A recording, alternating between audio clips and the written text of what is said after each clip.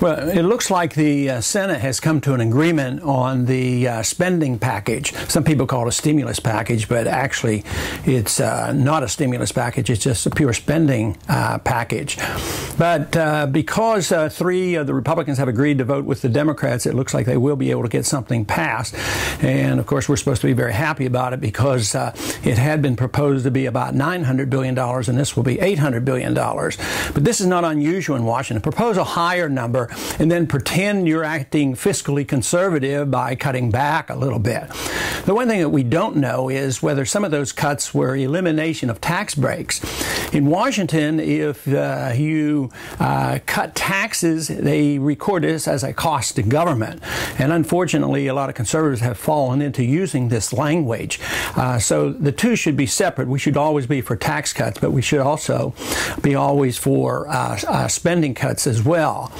It looks like today the package will be passed, and then the question is whether it will go directly to the House in this manner, then the House rubber stamps it, or whether it goes to a conference. Right now it looks more like it will go to a conference, which will take a couple days to hammer that out, but they don't have to worry about passing it in the House because the majority is so strong there, and even when Republicans stick together, they can't defeat a bill.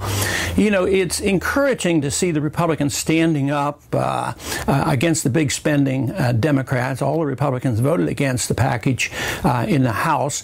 It's unfortunate that the three Republicans caved in and went with the Democrats. But, you know, in some ways it's too little too late. It's like they're born-again budget conservatives. Where were we in the past 8 years when we could have done something? And it's the last 8 years that has set this situation up. So we can't blame the Democrats for the conditions we have. We have to blame both parties and presidents of the last several decades that have generated this huge government. The question is why is it so bad for government to come in and start spending money? Because it's well intended. They want to stimulate the economy. And probably on occasion, with all these hundreds of billions of dollars, there will be a job or two created that's actually productive. But what they don't tell you is that job came from someplace else that would have been in the private sector. But all the spending is done, is accomplished by taking it out of the productive economy. Sure, we want more spending. We need a lot more spending in the economy, but it has to be done by market forces, by individuals, by businesses making proper decisions. A lot of times people concentrate on the problems of the Fed, which I do all the time, and that is the Fed's responsibility for creating the financial bubbles. They create new money out of thin air, lower interest rates artificially, and cause people to do things they otherwise wouldn't have done. They malinvest. They build too many houses. Today we have 19 million houses that are unoccupied.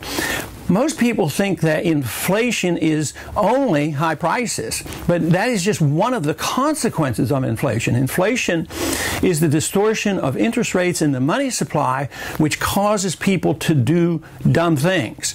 And right now we have resorted to trying to solve that problem by government spending more money, borrowing money, and asking the Fed to even inflate more. So in spite of the importance of this spending package that is being rushed through the House and Senate right now, the bigger problem is that the Fed is still intact, secretly passing out trillions of dollars, causing people to make more and more mistakes. So we're in a crisis period, and we should make the decision of what to do based on all the mistakes. But unfortunately, those individuals in Congress and those individuals running the executive branch as well as the Federal Reserve are locked in on mistakes and locked in on Keynesian economics and Federal Reserve inflationism. And as long as they do that, they're going to continue to run this economy into the ground. There will be no chance that we can rebuild until this whole thing falls down upon our heads. And right now, all these policies have been designed to literally put put more pressure on the dollar. So the next shoe to drop will be the dollar. There is now the bubble in buying too many dollars by buying treasury bills, especially the short-term treasury bills.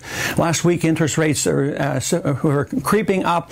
I think there's a sign that foreigners and China will not be able to or not willing to buy our debt. So we're in the throes of some major changes. So it's critical that this country wakes up and starts to realize that free markets work, property rights work, capitalism works. It's not the fault of capitalism and sound money that brought us to our knees. It's the fault of too much government intervention, too much socialism, too much paper money, and too much dependency on the government taking care of us from cradle to grave. That whole philosophy has to change if we ever expect to get back on our feet again. Hopefully, though, we will wake up as I travel across the country, and I was just recently at Rice University. It was very encouraging to meet so many young people who are seriously looking at this matter, but they are also very concerned because some of them were seniors in college and quite concerned about where their jobs will be coming from. So it is up to us who believe and understand these views to do our very best to move this country in the right direction.